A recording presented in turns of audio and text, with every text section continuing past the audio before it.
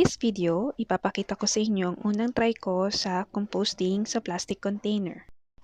Ang mga kailangan: plastic container, vegetable or fruit scraps, hatiin ito ng maliliit, soil, tuyong dahon.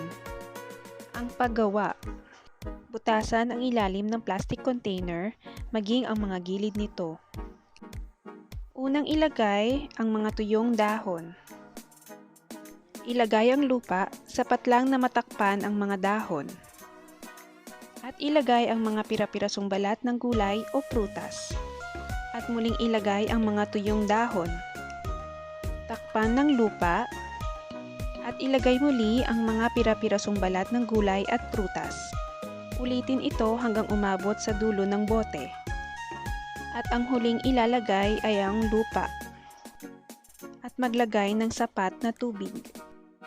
Takpan at ilagay ito sa lugar na hindi naaarawan. After 2 weeks, naglagay ako ng mga earthworms. Ito ay nakakatulong upang mapaganda ang quality ng lupa. Pagkalipas ng 1 buwan, ito ang resulta.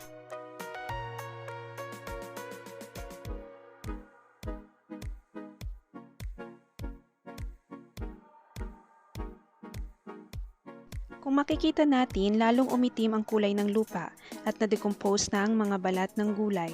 Makita natin na marami pa din na dahon ang hindi pa na-decompose. Ang maaaring gawin sa susunod ay gawin din pira-piraso ang mga dahon upang madali din itong ma-decompose.